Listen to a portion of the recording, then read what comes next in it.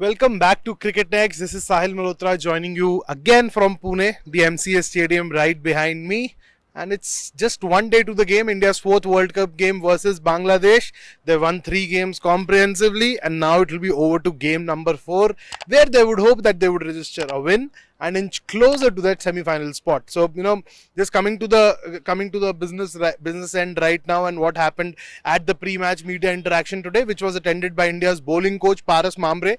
So the obvious question to Paras today was about India's bowling combination, whether they are likely to rotate the bowlers, considering it's a long World Cup and they're going to travel the length and breadth of the country. But the bowling coach kind of turned those suggestions kind of down, and he said that there's no reason why they would kind of stall momentum which is already in their way. And from what I've seen yesterday, the bowlers looked kind of fresh, all three, to be fair. Mohammed Shami hasn't played a game yet in this World Cup, but other than him, Jasprit Bumrah and Mohammad Siraj, who have done like the heavy lifting in the World Cup so far, they looked pretty fresh and they were bowling at full tilt, and no injury concerns there, so they should be making the new ball combination again tomorrow versus Bangladesh. And it looks like that Mohammed Shami is going to play the waiting game, as he has been doing right throughout the World Cup. And Mohammad Siraj and Jasprit Bumrah continue to be India's first choice new ball bowling options. And Shami did bowl well in that ODI series versus Australia,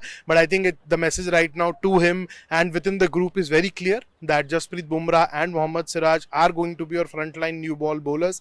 And the question whether he could come in place of Shardul Thakur doesn't really exist, because I think there also the indications from the management are very clear that Shardul is being looked at as a bowler who can bat also a bit, so that kind of extends their batting and does not keep the tail very long, which could well be the case if you pick Shami in the playing 11. So I think the competition for Shardul will be with Ashwin, and that Paras Mhambrey and even other members of the support staff and the team have been repeatedly saying that it is going to be a very surface specific call, and it has got nothing to do with the skill set or the talent which both the individuals possess. So they are kind of a like for like skill set kind of, I would say, because yes, one is a spinner, one is a fast bowler, but then they do the job which the management requires them to do. With both Ashwin and Shardul, you get some runs, and that is not likely to be the case if you kind of have the likes of Jasprit Bumrah, Mohammad Siraj and Mohammad Shami in the 11. It kind of extends your tail, and that is something which the management is not really keen on. So that was it from Paras Mhambrey's presser. He spoke extensively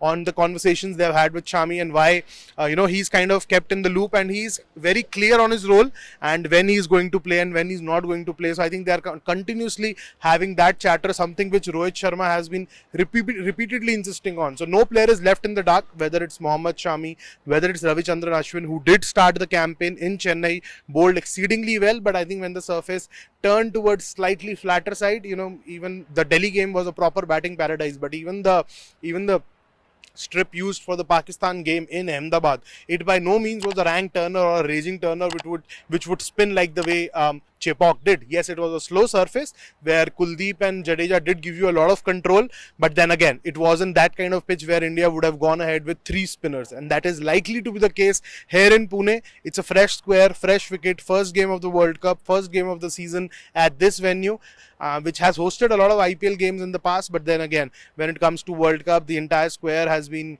given a very fresh look. The wicket was baking under the sun a couple of hours before, so it should play in favor of the batters. It's the ground is slightly at a higher altitude, so boundaries will come thick and fast. That is what everyone is hoping for, and it looks to be a proper run feast of sorts. If you would just take my words on this, it looks a very good batting surface from some distance, and India are not likely to tinker with their 11. That is the sense which we have got from Paras Mhambrey's presser.